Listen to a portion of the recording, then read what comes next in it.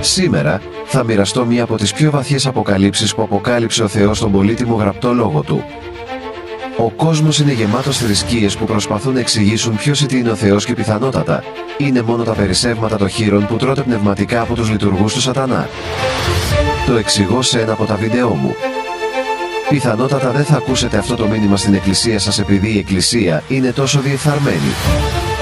Είναι τόσο πνευματικά καθυστερημένη σε τόσες πολλές εκκλησίες που κηρύττουν τα εγκόσμια σκουπίδια και είναι τυφλοί στα μυστήρια και τα μυστικά του Θεού που αποκαλύπτονται στον πολύτιμο λόγο Του και επίσης επειδή επικεντρώνονται σε αυτόν τον κόσμο και όχι στα πνευματικά, αιώνια και άπειρα πράγματα του Θεού.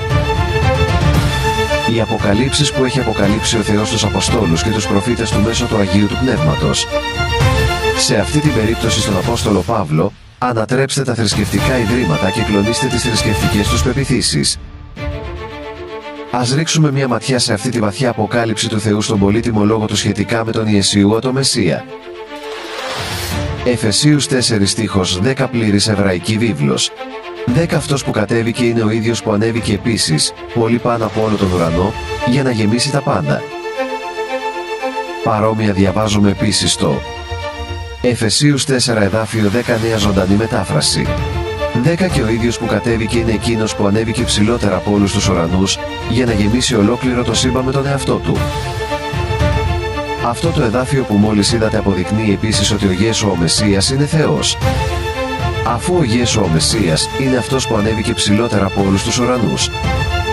Ποιον άλλον γνωρίζετε που μπορεί να γεμίσει ολόκληρο το σύμπαν με τον εαυτό Του, εφόσον ο Ιεσούα ο Μεσσίας είναι ο άπειρος ζωντανός Θεός? Δεν είναι μόνο η θέληση του Ιεσούα του Μεσσία να γεμίσει την ανθρώπινη δημιουργία Του με την παρουσία Του, αλλά και να γεμίσει ολόκληρο το σύμπαν με τον εαυτό Του. Για να κατανοήσετε αυτή τη βαθιά αποκάλυψη καθώς σχετίζεται με εσάς, επιτρέψτε μου να εξηγήσω κάτι εξαιρετικά σημαντικό.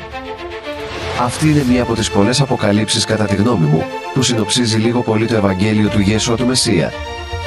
Τον άπειρο ζωντανό Θεό. Και το σχέδιο Του για όλη την ανθρωπότητα και πέρα από το σύμπαν.